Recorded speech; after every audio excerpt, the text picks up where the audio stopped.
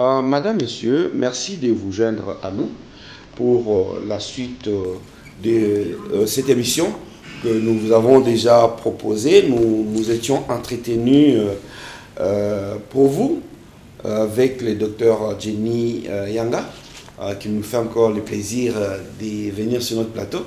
Merci, docteur. Le plaisir est pour moi. Alors, nous avions parlé du cancer de la rétine, rétinoblastome. Je suis. Donc, la première partie de l'émission que vous avez certainement suivie, nous avions évoqué les symptômes. Nous nous sommes intéressés de manière précise à la tranche de 0 à 5 ans. Évidemment, ces cancers vont aussi au-delà de cet âge, si je ne me trompe pas. Mais donc, nous allons rester là-dedans. Pour les tout petits, savoir maintenant si d'aventure, docteur, un enfant est atteint de ces cancers, comment est-ce que le traitement s'organise? Merci encore une fois pour votre invitation. C'est un plaisir et toujours un honneur de répondre présente. Eh bien, je voudrais remettre un peu les gens dans le contexte. Comme vous l'avez si bien dit, le rétinoblastome, c'est un cancer de l'œil du tout petit enfant.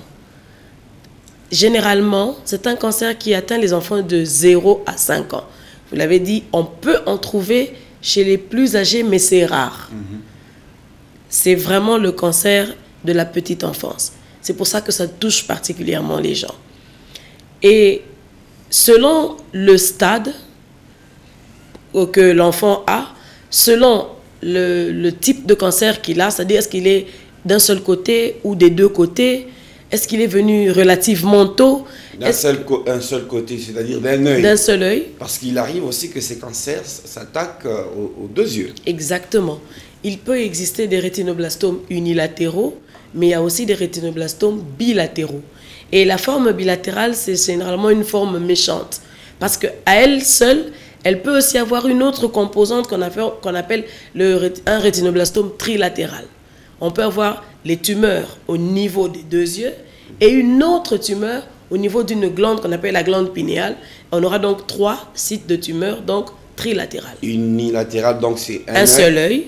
Bilatéral, les deux yeux peuvent être atteints.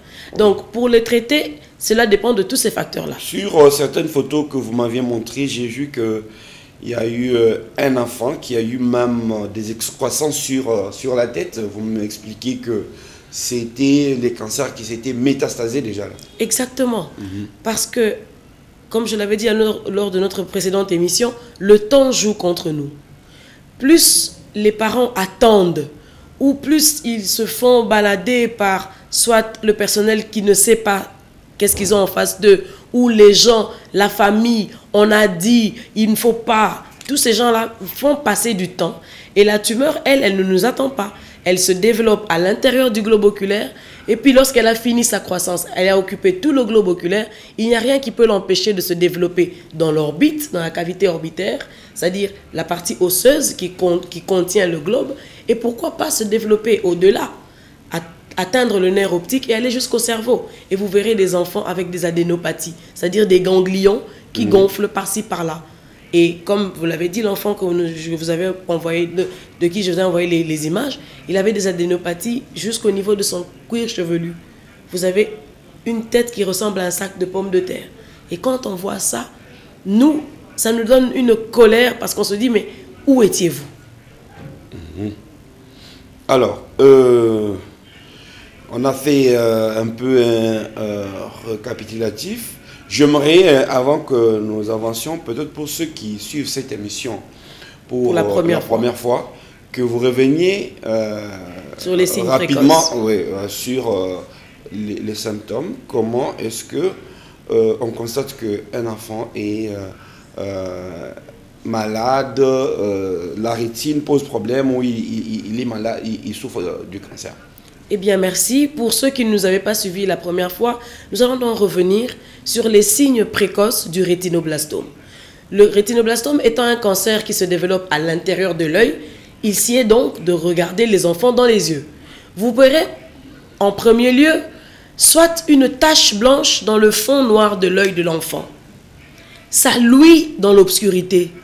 Comme le reflet qui se trouve dans l'œil des chats dans le noir. Vous avez un reflet qui brille dans le noir, qui est blanchâtre. Si vous voyez ça chez votre enfant, ce reflet-là peut être permanent, mais il peut être aussi fugace. À un moment de la journée, vous le voyez, et puis à un autre, vous ne le voyez pas. Dans une certaine position de l'enfant, vous le voyez, dans d'autres, vous ne le verrez pas. Cela ne veut pas dire que la maladie n'est pas là. Si vous l'avez aperçu, ne fût-ce qu'une fois, vous devez faire très attention. Le deuxième signe précoce pour reconnaître un rétinoblastome, c'est le strabisme. Le strabisme, c'est-à-dire un œil qui louche. Un œil qui louche, c'est un œil qui ne regarde pas dans la bonne direction. Lorsque je vous regarde droit dans les yeux, mes deux yeux doivent être orientés dans la même direction.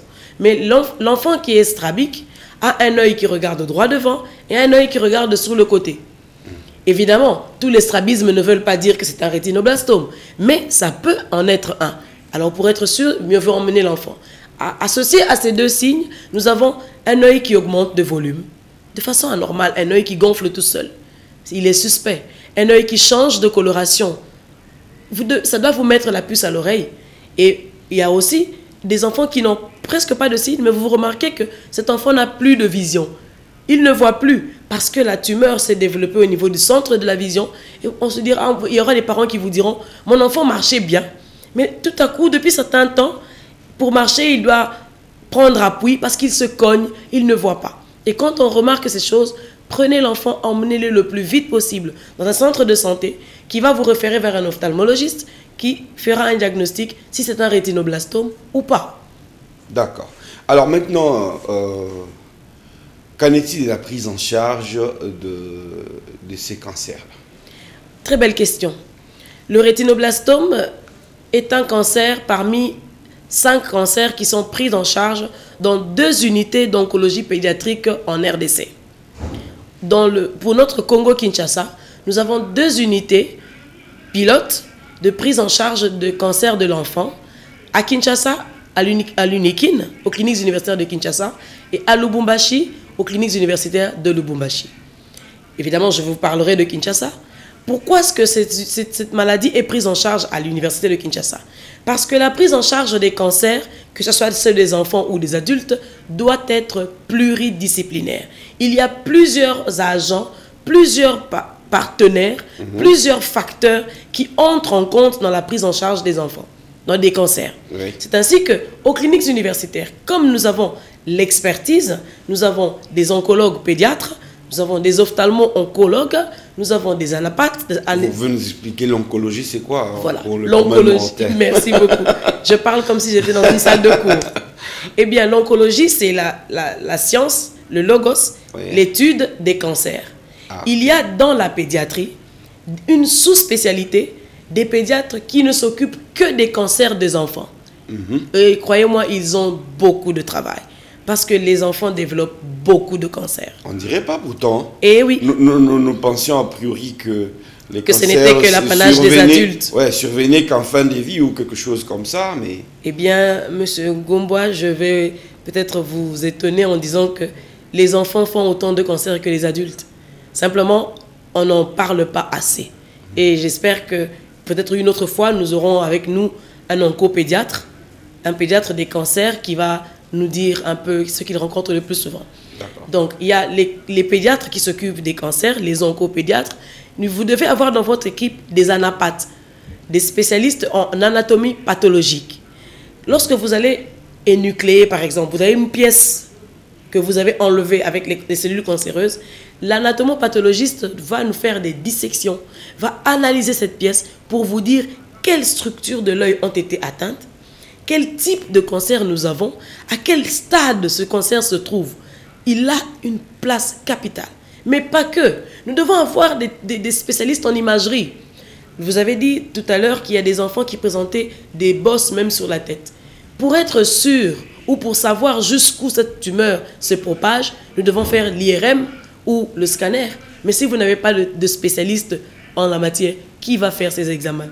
Nous devons avoir des infirmiers spécialisés qui, lorsqu'on va leur demander d'administrer une chimiothérapie, c'est-à-dire la thérapie, le traitement chimique pour détruire les cellules cancéreuses, il faut un personnel qui est spécifiquement formé pour ça. Et j'en passe. Il y en a tellement. C'est une grande équipe qui heureusement pour nous, se réunit aux cliniques universitaires de Kinshasa. C'est pour ça que, comme je l'avais dit dans l'émission précédente, ne soigne pas le cancer qui veut ni qui peut, mais on soigne le cancer lorsque nous avons une équipe qui, ensemble, fait des choses de la meilleure façon. Alors, maintenant on constate qu'un enfant a les cancers de la rétine. Après, on l'amène aux cliniques universitaires. Qu'est-ce qui arrive souvent? Les cancers atteignent totalement l'œil ou les yeux, il ne peut plus voir. Qu'est-ce qui se passe? On les guérit, on rétablit la vue. Qu'est-ce qu'il y a? Bien, merci bien. Pour que nous fassions quelque chose, nous devons d'abord accueillir l'enfant. Et nous avons une structure aux cliniques universitaires, comme je vous l'ai dit, notre unité d'oncologie. L'enfant, lorsqu'il arrive, il peut entrer.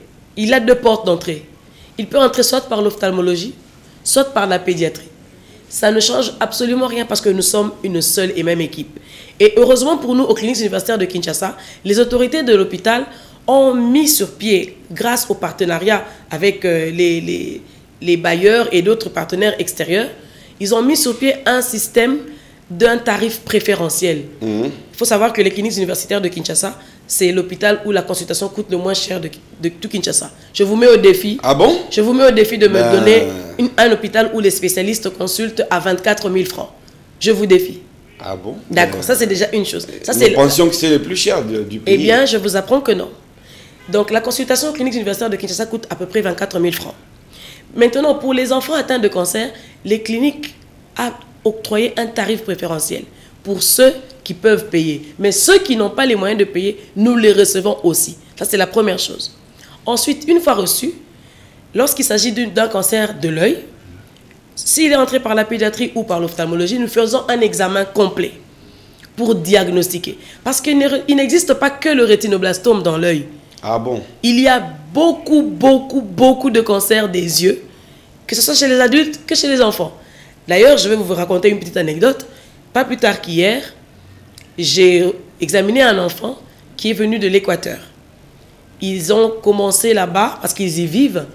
L'enfant avait un problème à l'œil gauche, son œil commençait à gonfler. Le temps de trouver un centre de santé de proximité, puis d'arriver à Mbandaka, puis de prendre l'avion, puis d'arriver à Kinshasa, janvier s'est écoulé jusqu'à avril. Arrivés à Kinshasa, ils sont arrivés à Saint-Joseph. Saint-Joseph qui est aussi un grand hôpital. Et dès qu'ils ont vu, ils ont constaté une exophtalmie bilatérale. C'est-à-dire, les 2 yeux sont sortis de leur orbite, sont à l'extérieur. Lorsqu'ils ont vu cela, comme ils sont tombés entre les mains d'un personnel qui est formé pour reconnaître les cancers des yeux, ils nous ont référé l'enfant en pensant que c'était un rétinoblastome. Une fois que l'enfant est arrivé chez nous, lorsque j'ai vu cet enfant, j'avais mal au cœur parce que ce n'était pas un rétinoblastome, c'était plutôt une leucémie. Oui, une leucémie qui se traduisait par une exophtalmie. Mais puisque nous avons déjà eu à voir beaucoup d'enfants avec des atteintes de cancer. Si je ne me trompe pas, c'est pas le cancer du sang. Oui. Ouais. Un cancer du sang. Oui. Qui affecte l'état général de l'enfant, mais ce que l'on voit en premier quand on voyait cet enfant-là, c'était les 2 yeux dehors. Alors ils se sont dit, c'est un cancer des yeux, c'est forcément un rétinoblastome. Et lorsque nous avons eu à l'examiner, nous nous sommes rendus compte que ce n'était pas du tout un rétinoblastome. Nous l'avons envoyé en unité d'oncologie pédiatrique pour la meilleure prise en charge de cette leucémie. Vous voyez? Donc, une fois que l'enfant arrive, qu'il est payé ou pas, il sera pris en charge. Maintenant, qu'est-ce qu'on va faire? C'est en fonction du stade. Nous l'avions probablement dit dans l'émission précédente, mais nous devons y revenir. Plus tôt vous emmenez les enfants, plus nous aurons des chances de conserver l'œil et la santé de l'enfant. Si vous venez très tôt, avec une tumeur petite, encore intrarétinienne, qui n'a pas encore évolué dans l'œil, que l'on peut traiter localement, aux cliniques universitaires, nous avons de quoi faire un traitement conservateur. Comme son nom le dit, ça va conserver l'œil. On traite la maladie en laissant l'œil en place. Ça, c'est si vous venez à un stade précoce. Mais si vous venez à un moment où la maladie a déjà quitté la rétine, elle s'est propagée dans le globe oculaire, à l'intérieur de l'œil, voire même un peu plus loin, là, nous ne pourrons plus faire de traitement conservateur. Là, nous passons à autre chose. Il existe plusieurs modalités de traitement. Nous avons la chimiothérapie qui consiste à donner des molécules qui sont des molécules anticancéreuses par voie intraveineuse, par voie générale, pour aller détruire les cellules cancéreuses. La chimiothérapie a deux fonctions. La première, arrêter la multiplication cellulaire. Je pense que dans notre précédente émission, nous avions expliqué un peu comment les cellules se multipliaient. La chimiothérapie stoppe la prolifération cellulaire des cellules cancéreuses. Oui. Et la deuxième chose, elle réduit la taille de la tumeur. Ce qui fait qu'un enfant peut recevoir de la chimio, même s'il avait un gros œil. Après chimio, l'œil régresse et les parents vont croire que c'est fini, mon enfant est guéri. Non. Parce que comme l'œil était déjà gros, ça veut dire que la tumeur avait déjà beaucoup évolué. Après que nous ayons donné à ce genre d'enfant une chimiothérapie néo-adjuvante, c'est-à-dire avant l'intervention, nous allons passer à l'énucléation. Nous devrons retirer cet œil. Justement, c'est ce que j'avais trouvé assez spectaculaire. Je ne savais pas qu'on sortait l'œil aussi de l'orbite. Oui, nous devons le retirer et en allant chercher le nerf optique qui se trouve derrière l'œil et non pas ici, comme le croit le commun des mortels. Le nerf optique qui se trouve derrière l'œil, nous devons le sectionner le plus loin possible. Pourquoi? Pour s'assurer que les cellules cancéreuses, au cas où elles auraient migré vers le nerf optique, que vous n'en laissiez pas dans la cavité orbitaire. Parce que si vous en laissez, vous faites votre nettoyage, vous fermez la suture, quelque temps après, cette tumeur va récidiver. Donc, nous enlevons l'œil, nous l'envoyons en anapathe, on ne s'amuse pas avec. Une fois retiré, nous l'envoyons en anapathe, nous continuons la chimiothérapie, parce que la chimiothérapie, c'est un peu comme, on l'a fait en sandwich. Vous avez la chimio et la chirurgie au milieu. Et on continue. Une fois que l'anapathe nous aura confirmé que notre section était bonne, que la tumeur n'a pas dépassé les limites du globe oculaire, nous sommes un peu plus rassurés. Et maintenant, là commencera, après qu'il ait fini toutes ces cures de chimiothérapie, commencera maintenant la surveillance. Un enfant chez qui on a suspecté ou on a diagnostiqué un rétinoblastome, quand on l'a opéré, c'est fini, on ne le laisse pas dans la nature. Il doit revenir tous les mois d'abord à des contrôles réguliers. Ensuite, ça sera tous les 3 mois, ainsi de suite. Et tous les enfants atteints de cancer ou toutes les personnes atteintes de cancer doivent être suivis sur 5 ans. Sur 5 ans, si on n'a pas eu de récidive, on n'a pas eu d'autres complications, on pourra déclarer cet enfant guéri. Mais avant 5 ans, on parle de rémission. Alors, hélas, ces globes oculaires, une fois sortis, c'est fini. L'enfant ne peut plus voir, évidemment, de cet œil-là. En effet, lorsque le globe oculaire est parti, on ne voit plus. À ce jour, nous n'avons pas encore réussi à greffer l'œil. La médecine a beaucoup évolué, on arrive à greffer le cœur humain, grâce à Dieu, les poumons, le rein, beaucoup d'autres organes, mais l'œil, pas encore. Alors, en lieu et place d'un globe oculaire fonctionnel, nous n'allons pas laisser l'enfant évoluer avec un seul œil. Nous allons y placer, plus tard, une fois qu'il aura cicatrisé, une prothèse. C'est une sorte de bille sur laquelle on a fait une représentation d'un œil. Si vous ne le saviez pas, si on ne vous le dit pas, vous ne saurez pas que ce n'est pas un vrai œil. Ça ressemble vraiment à s'y mécroire à un œil naturel. Simplement pour permettre à l'enfant de mieux grandir en société. Parce que vous savez... Sans se complexer. Oui, les enfants sont cruels. Non pas par méchanceté, mais par honnêteté. Comme les enfants disent toujours la vérité, s'ils voient un autre enfant avec un seul œil, ils ne vont pas hésiter à lui dire « Mais pourquoi toi tu n'as qu'un seul œil ?» Et ça fait mal, ça fait naître des complexes. Alors nous ne laisserons pas ces enfants-là s'en aller comme cela. Et ils vont porter leur prothèse et grandir. Il y a une de nos profs qui nous disait « Les enfants atteints de rétinoblastome nous voient vieillir. Parce qu'on les surveille toute leur vie. » Donc quand vous les avez reçus, vous étiez un jeune médecin, une jeune médecin. Et quand votre patient aura atteint 18 ans, eh bien, vous aurez pris 18 balais. Alors, la prothèse qui est placée, elle est renouvelable selon la croissance de l'enfant? C'est une très belle question. Évidemment, lorsque l'enfant est petit, on lui insérera une prothèse petite. Permettez-moi d'ouvrir encore une petite parenthèse pour dire qu'aux cliniques universitaires, justement, nous avons une oculariste qui a été formée pour la fabrication des prothèses sur mesure. Pourquoi on l'a formée? Elle a été formée à l'IOTA à Bamako, au Mali. Parce que les prothèses que l'on vend sur le marché de fabrication indienne ou occidentale n'ont pas la même couleur que nos yeux à nous.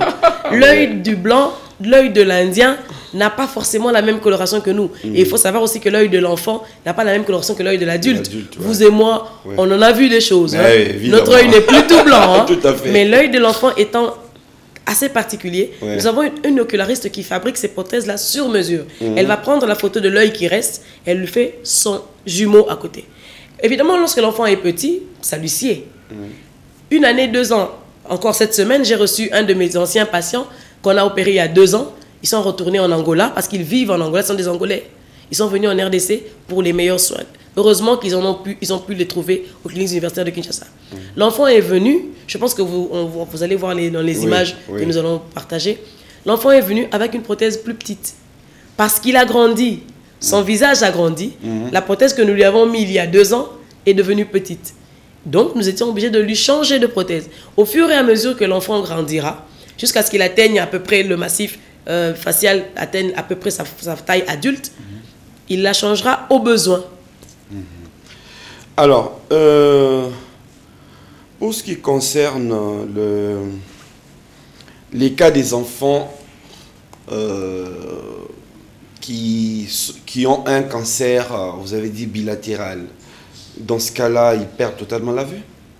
Encore une fois, ça dépendra de quel stade nous avons en face de nous.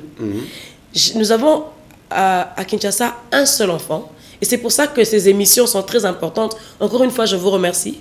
Parce que nous devons dire aux parents que le cancer dans les yeux des enfants, ça existe. Venez à temps. Nous avons reçu, cet enfant-là aussi est venu d'Angola. Tiens, coïncidence. De l'Angola vers Matadi vers Kinshasa. Cet enfant avait un rétinoblastome bilatéral. Lorsqu'elle est arrivée à Kinshasa, elle avait 11 mois, 10 mois à peu près. Le rétinoblastome avait été dans les 2 yeux. L'œil gauche était l'œil le plus atteint. C'était à un stade, à une classe E, le stade terminal, c'est-à-dire le stade le plus avancé à l'intérieur. Alors qu'à l'œil droit, il avait aussi une tumeur. Je vous enverrai encore une fois les photos. À l'œil droit aussi, il avait la tumeur, mais qui était toute petite. Et c'est le premier enfant de Kinshasa chez qui on a fait le traitement conservateur du rétinoblastome. Ah oui. Parce que sa tumeur de l'œil droit se prêtait à ce traitement-là. Pour l'instant, elle est la première et la seule pour l'instant. Mais nous savons que avec ce genre d'émission, nous aurons de plus en plus de cas précoces. Ce qui fait que l'œil le plus malade, on ne pouvait pas le garder. Nous l'avons énucléé. Nous lui avons placé une prothèse. L'œil droit, qui était aussi malade, mais pas encore avancé, a été traité. La tumeur a été suivie tous les mois pendant 1 an. Cet enfant est resté à Kinshasa pendant 1 an avec sa mère, alors que leur famille était restée dans le Bas-Congo.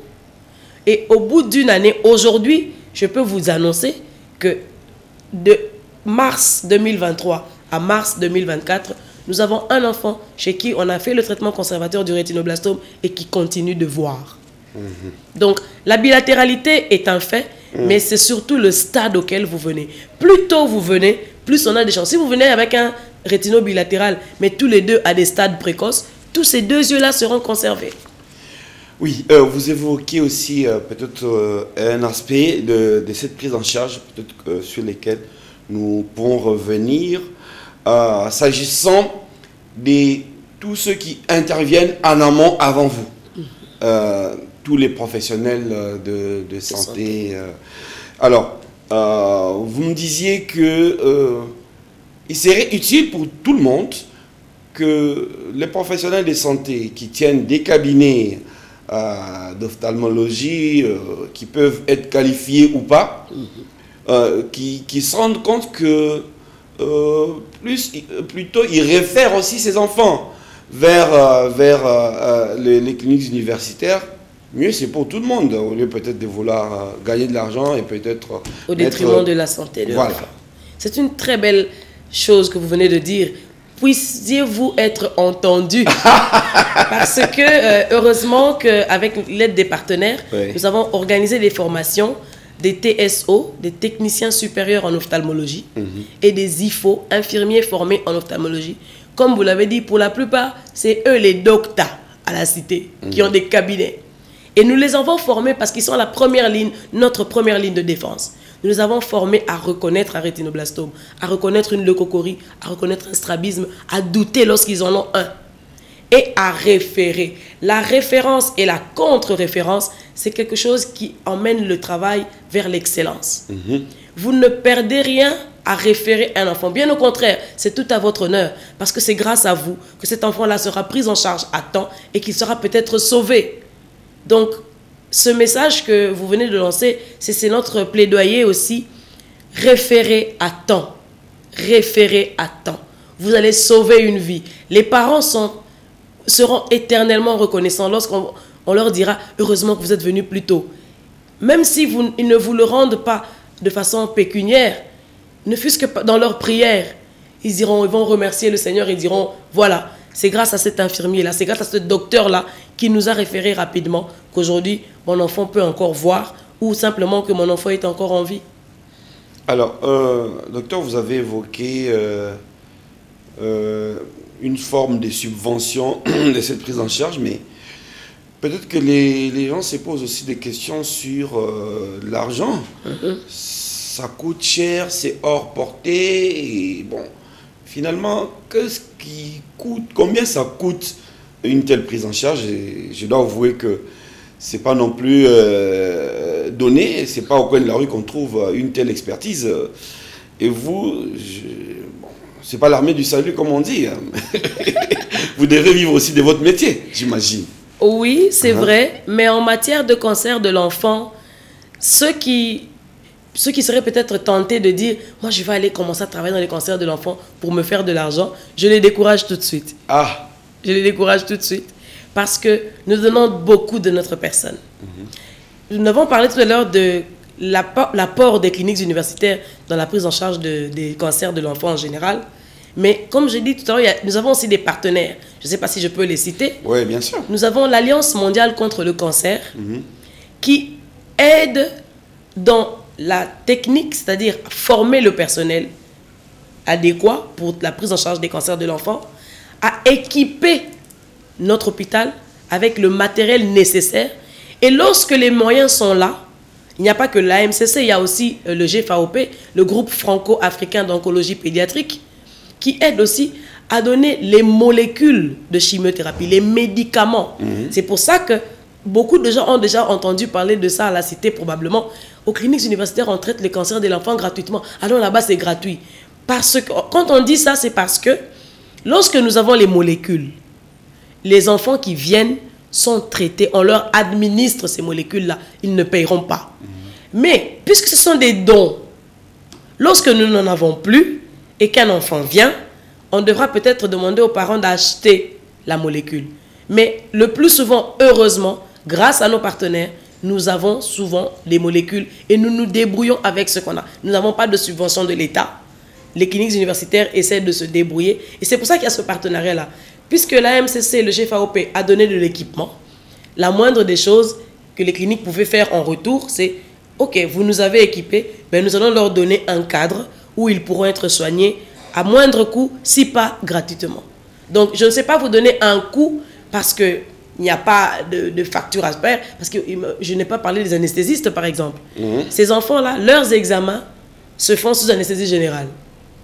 Leur traitement se fait sous anesthésie générale, la chirurgie du moins. Ouais. Alors, les anesthésistes qui doivent endormir ces enfants-là, ils ont besoin de produits. Et ça s'achète.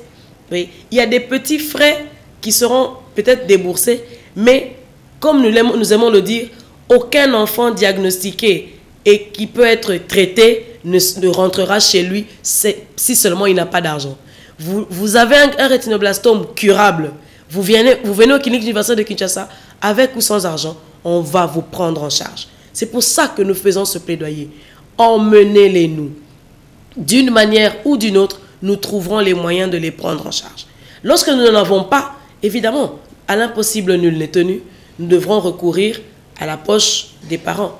Mais c'est tellement plus dérisoire chez nous que ça ne serait ailleurs, bien sûr. Donc, vraiment, le lieu qui est approprié, ce sont les cliniques universitaires de Kinshasa. Si nous faisons cette émission, c'est aussi parce que, paradoxalement, on doit rappeler aux parents ils ont intérêt à venir parce qu'ils ne viennent pas autant qu'on l'aurait voulu, docteur. Ils ne viennent pas. Non seulement ils ne viennent pas. S'ils ne viennent pas, c'est d'abord par manque d'information. C'est pour ça que votre émission est vraiment louable. Le manque d'information fait que vous-même, vous étiez étonné de savoir qu'il y a beaucoup de cancers dans les yeux. Mais oui. Imaginez-vous la maman qui est là-bas au fin fond de Kinshasa. Elle n'est certainement pas au courant qu'un enfant, d'abord, peut développer un cancer, a fortiori dans l'œil. Donc le manque d'information y est pour beaucoup, dans le retard de consultation. La deuxième, c'est la mauvaise information, la désinformation. Les gens se disent, aux cliniques universitaires là-bas, campus, là-bas, c'est cher. Là-bas, on fait ceci, on va faire des expériences sur mon enfant. Là-bas, on va faire ceci. Ça, c'est une désinformation. C'est pour ça que nous sommes là pour marteler, pour dire aux parents, regardez les yeux de votre enfant.